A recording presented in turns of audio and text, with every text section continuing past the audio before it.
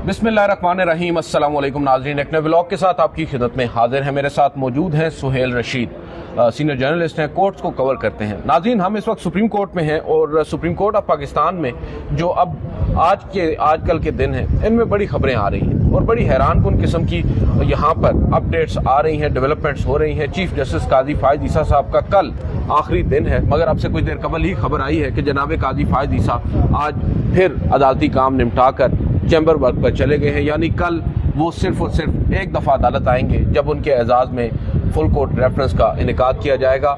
और इसके अलावा 26वीं आईनी तरमीम, जिसके ऊपर एक बहस मुबाहिसा भी हो रहा है, पूरा अदालती निज़ाम ही जिससे आप कह सकते हैं कि जकड़ सा लिया गया है पार्लिमान की जानिब से, उस 26वीं आईनी तरमीम की भी आज एक तरह से काजी फायद साहब ने तौसीक कर दी है एक मुकदमे में जो कि किसी भी तरीके से लिंक्ड नहीं था इस आईनी तरमीम के साथ। बावजूद इसके जो आखिरी मुकदमा आज उनके सामने मुकर्रर था, उसमें उन्होंने एक ऐसी ऑब्जर्वेशन दे दी जो अब इन द कमिंग डेज इसके रिपरकशंस भी सामने आ सकते हैं। इसके अलावा जस्टिस मंसूर अली शाह जो कि उम्रे की अदायगी के लिए भी आज जा रहे हैं, उन्होंने एक ख़त लिखा गुज़िश्ता रोज़, और वो ख़त लिखा है उन्होंने प्रैक्टिस एंड प्रोसीजर कमेटी के सरबराह चीफ जस्टिस ऑफ पाकिस्तान को। एक मरतबा फिर फुल कोर्ट का मुतालबा कर रहे हैं और मगर साथ साथ जनाब काजी फायद ईसा साहब को वो भी आज आईना दिखाने की कोशिश कर रहे हैं। मगर हम यही देख रहे हैं कि चीफ जस्टिस काजी फायद ईसा साहब जो अपने ख्यालात में काफ़ी अटल हैं, वो पीछे हटने को तो तैयार नहीं।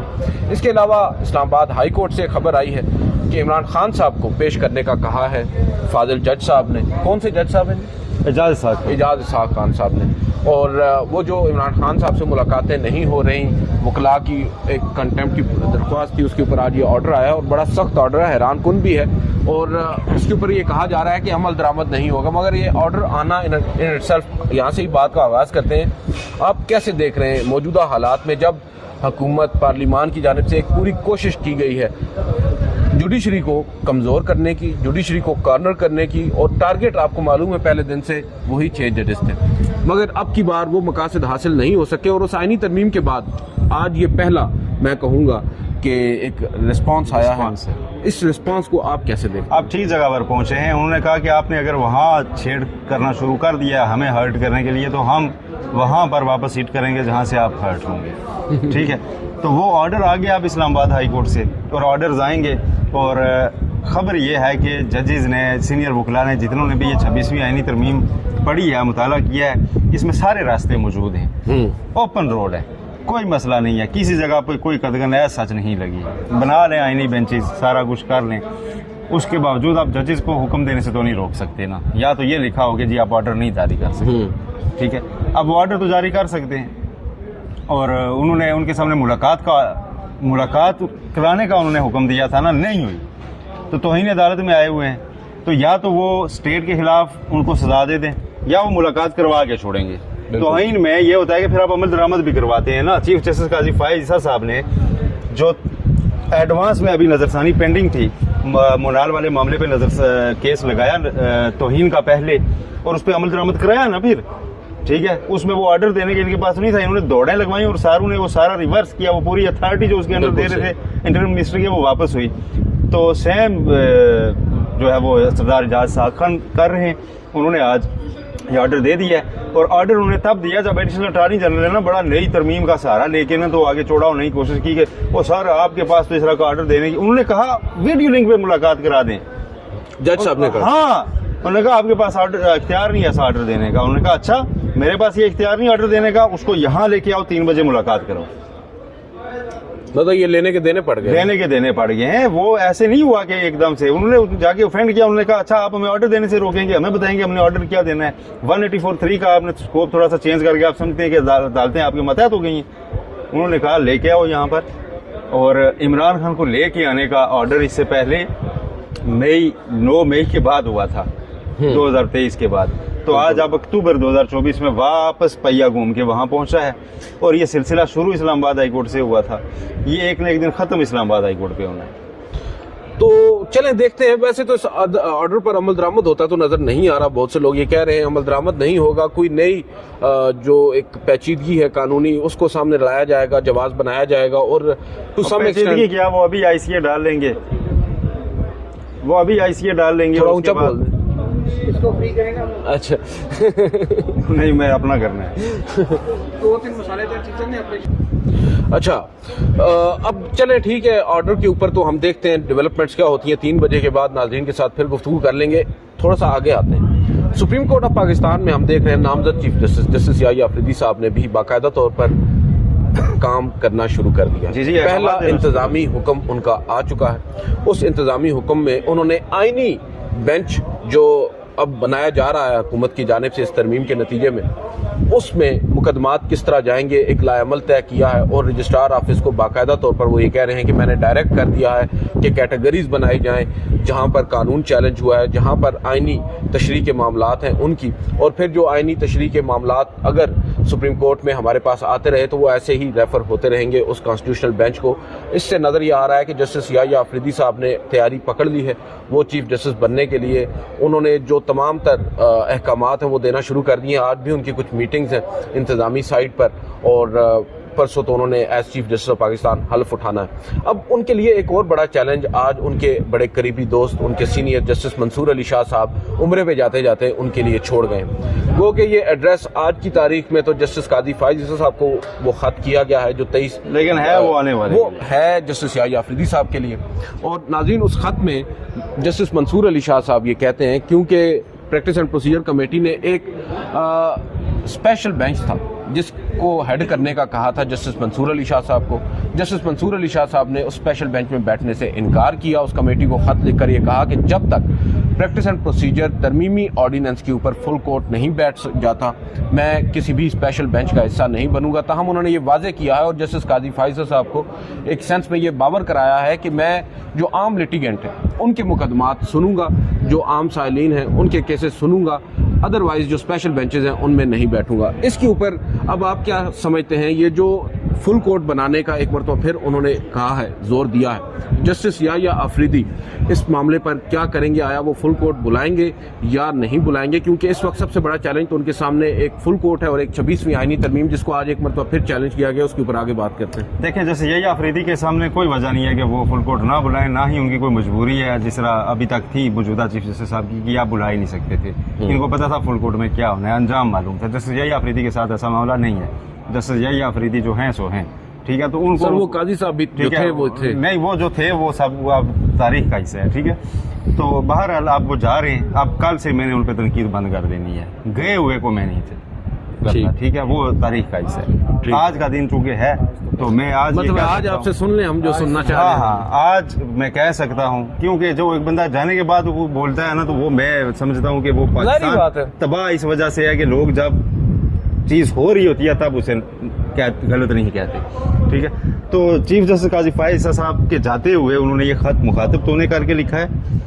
आज वो उम्रे पे जा रहे हैं, लेकिन साथ उन्होंने ये वाजे कर दिया, और टाइमिंग देखिए, ये 23 अक्टूबर को लिखा गया है, ऊपर डेट लिखी हुई है, जब नोटिफिकेशन जस्टिस याहिया अफरीदी का हो चुका है।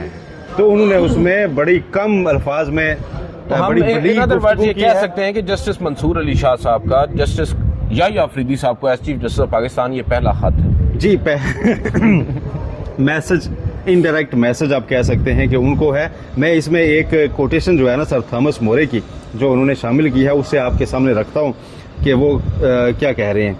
A man for all season से उन्होंने ये कोट लिया है सर थॉमस मोरे की। उसे उन्होंने कहा, I think that when statesman forsake their own private conscience for the sake of their public duties they lead their country by a short route to chaos। Short route to chaos, हाँ, अनारकी के shortcut रास्ता अफरा तफरी तक पहुंचा देते हैं मुल्क को। फिर उन्होंने नीचे लिखा है कि जो हो रहा है पब्लिक हमें देख रही है और तारीख कभी माफ़ नहीं करती। ये आखिरी अल्फाज हैं जस्टिस मंसूर अली शाह के चीफ जस्टिस काजी फाइज साहब के नाम के, तारीख कभी माफ़ नहीं करती। और ये चीफ जस्टिस काजी फाइज साहब रहती ज़िंदगी तक याद करते रहेंगे, ये अल्फाज उनके कानों में गूंजते रहेंगे जब वो तारीख में अपने बारे में लिखा पढ़ेंगे। जब इसी पार्लियामान के अंदर यही लोग जिनको वो सीटें दिलवाने में वो कर रहे थे, यही लोग यहीं खड़े होकर जब इसी पार्टी के लोग इंसाफात कर रहे होंगे कि 26वीं आईनी तरमीम कैसे हुई थी आज से 10 साल 15 साल बाद, यही लोग खड़े होकर कह रहे होंगे कि हमने जी अब सीख लिया है, तब जो हुआ वो गलत हुआ। यही कल परसों इसी पार्लियामान में आपने नहीं देखा, वही नवाज शरीफ वहाँ बैठे हुए थे और बिलावल भुट्टो जरदारी उनके सामने खड़े होकर दोनों आईनी तरमीम को वोट देके इफ्तिखार चौधरी साहब का पूरा नकाब उठा रहे थे, जिनके साथ उस वक्त होते थे नवाज शरीफ साहब, और नवाज शरीफ साहब उठ के ना नहीं कर सके क्योंकि आज सूट करता तो हाँ, तो कल जो सूट करेगा वो सियासत को अमलन सियासतदानों तक रहने देना चाहिए, उसमें नहीं करनी चाहिए किसी कंधा नहीं फ्राम करना चाहिए ए साइड से भी बी साइड से भी, क्योंकि कल सारे अभी रिसेंट एग्जांपल्स देखें यार, अभी ये साबिक जो 3-4 चीफ्स गुजरे हैं आज को डिफेंड करने नहीं आता उन्हें, कोई ना कोई तो मुस्तफीद हो रहा था ना उस वक्त उनसे, बिल्कुल आज करते हैं डिफेंड, वो नहीं करते। सियासतदान अपना डे टू डे बिजनेस चलाता है सर, सियासतदान को हर सुबह उठ के तो कैलकुलेट करना होता है कि आज कौन सा बोझ उठा के नीचे रख देना है, कौन सा उठा के चलना है। तो ये आपकी जो है ना, ये तारीफ कभी नहीं माफ करती, ये ठीक है। अच्छा मुझे ये बताया, और वहाँ ठीक है आपने कहा कि ये जैसे यही अफरीदी साहब के लिए मैसेज है कि आपने फुल कोर्ट बुलानी हुई तो मैं बैठ जाया करूँगा, वरना माजरत मैं किसी उसमें नहीं बैठूंगा, ऐसे किसी बेंच में फुल कोर्ट आप बुलाएं। और फुल कोर्ट से आप आज एक और चीज़ लिंक कीजिए, फुल कोर्ट जैसे यही अफरीदी के सामने पहला मुतालबा इस तरह से आ रहा है कि एक तो जैसे मंसूर अली शाह का खत, एक आज अफरासियाब खटक साहब ने दरखास्त दायर की है आईनी की तरफ आ रहा था, और उसमें उन्होंने आईनी तरामीम को चैलेंज करते हुए ये कहा है कि जनाब फुल कोर्ट बेंच तश्कील दिया जाए और वो मामलात की समाअत करे। वकला तैयार बैठे हुए हैं, वो भी यहाँ पहुँचने वाले हैं जैसे ही ये नया ओथ होगा, और ये तरामीम जो है ना फिक्स कराने की सबसे पहले कोशिश होगी। फिर अब कमेटी की तश्कील क्या होगी? कमेटी की तश्कील वैसे तो चीफ जस्टिस ऑफ पाकिस्तान और सीनियर तरीन 2 जजेस पर होती है, तो इस वक्त जो सीनियर तरीन 2 जजेस हैं चीफ जस्टिस के अलावा, वो जस्टिस मंसूर और जस्टिस मुनीब हैं। या तो ये लिखा हो उस कानून के अंदर कि चीफ जस्टिस के बाद दीगर सीनियर तरीन जजेस जो उनसे जूनियर हैं, वो तो मेंशन नहीं है, तो सीनियर तरीन 3 जजेस हैं इंक्लूडिंग चीफ जस्टिस, तो वही 3 आते हैं। कमेटी की तश्कील आते ही होनी, लेकिन वो एक ही सूरत में होगी जब आप देखें ना, बेशक जस्टिस याह्या अफरीदी साहब कमेटी को कह देते हैं कि हम पहले वाली 3 रुकनी कमेटी ही बैठेंगे, सीनियरिटी में जो 3 जजेस आते हैं, मगर उनके सामने सबसे बड़ी रुकावट होगी वो ऑर्डिनेंस, ठीक है, जिस ऑर्डिनेंस में तरमीम करके इस कानून में जिस ऑर्डिनेंस के जरिए तरमीम उसी ऑर्डिनेंस का जायजा लेने के लिए वो चैलेंज हुआ है ना सर। देखिए मैं वही बात कर रहा हूँ, अब यहाँ पर बड़ा ट्विस्ट है ना सर, उससे डायरेक्टली लिंक्ड है आपकी 26वीं आईनी तरमीम इस ऑर्डिनेंस से। इस ऑर्डिनेंस को चैलेंज किया गया है, मुझे मालूम है बहुत सी दरख्वास्तें आई हुई हैं, जस्टिस याह्या अफरीदी लेट से इसको फिक्स कर देते हैं, फुल कोर्ट समाअत के लिए मुकर्रर कर देती है इस दरख्वास्त को जो ऑर्डिनेंस के अगेंस्ट है, और ऑर्डिनेंस को सेट असाइड कर दिया जाता है। अब मुझे ये बताएं, उस ऑर्डिनेंस की मदद से कायम होने वाली असर-ए-नौ कमेटी, जिस कमेटी ने 63A का जो जजमेंट है, वो रिव्यू है, वो फिक्स किया है, और उस 63A के रिव्यू के नतीजे में हुकूमत पोजीशन में आई है कि वो ये तरमीम करे, तो ये मामला देखें इतना भी सादा नहीं है। 26वीं आईनी तरमीम सर देखें, आप डायरेक्टली समझिए, जिस दिन ये 63A का फैसला सुना रहे थे ना, तो बैरिस्टर अली जफर ने आराम से आगे एक दरखास्त दायर कर दी थी कि इस बेंच की तश्कील कानूनी नहीं है, वो दरखास्त भी पड़ी हुई है। वो बात ये वही है सारी ना, अगर अगर उठ के लगी और उनको करार पाया कि ये नहीं, तो ये सब काम रिवर्स हो जाएगा। सब देखें, इवन आपकी अमेंडमेंट फारग हो जाती है। और अफरासियाब खटक की आप दरखास्त बड़ी जबरदस्त है, उसको पढ़िए तो सही। सर, वो कहते हैं कि वोट देने वाले कई ऐसे लोग हैं जिनके अभी ट्रिब्यूनल्स में केस हैं कि उन्होंने रहना भी है या नहीं, वो कैसे कर सकते हैं आईनी तरमीम? ये बड़ा टेक्निकल और बड़ा वैलिड पॉइंट है। आईनी तौर पर अगर आप देखें, कल को लेट से वो डी सीट हो जाते हैं, तो क्या उनका वोट जो है, जस्टिस याह्या अफरीदी के पास इस तारीख ने, पाकिस्तान की तारीख ने इतनी बड़ी गोल्डन अपॉर्चुनिटी उनका इंतखाब करके उनके झोली में डाल दी है कि वो इस पूरे सिस्टम को सेट कर सकते हैं।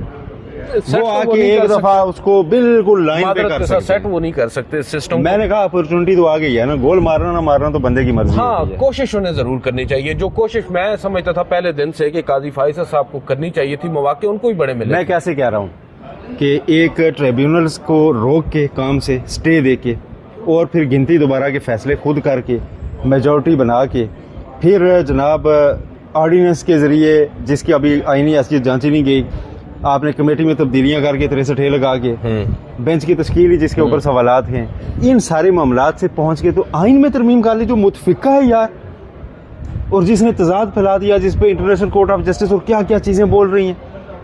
ठीक है, तो इस चीज़ को मैं कह रहा हूँ कि सेट करने की उनके पास अपॉर्चुनिटी आ गई है। एक जजमेंट फुल कोर्ट की अगर आ गई कभी कि जी नहीं, आईनी तरामीम के लिए ना पहले आपको ये हाउस, अच्छा बाकी सारी चीज़ें छोड़ेंगे, ऐवान तो मुकम्मल कर लें। ये बहुत बड़ा, मेरी मुख्तलिफ बड़े कॉन्स्टिट्यूशनल लॉयर से बात हुई, उन्होंने कहा यार ये इस एक पॉइंट पर ही आपकी अमेंडमेंट जो है ना वो टिक नहीं पाएगी कि ईवान मुकम्मल नहीं है, हाउस मुकम्मल मुझे नहीं ये है। बताएं, वो जो 81 लोग हैं जिनके अगेंस्ट आपने मखसूस नशिस्तें नहीं जारी की सुप्रीम कोर्ट का फैसला होते हुए, क्या वो मखसूस नशिस्तों पर जिन्होंने मुल्तखब होना था उनका हक नहीं कि वो आईनी तरामीम पे अपनी राय दें? बिल्कुल सही, क्या वो अकलीत है और वो खवातीन अनरिप्रेजेंटेड नहीं रहेगी? बिल्कुल ठीक है।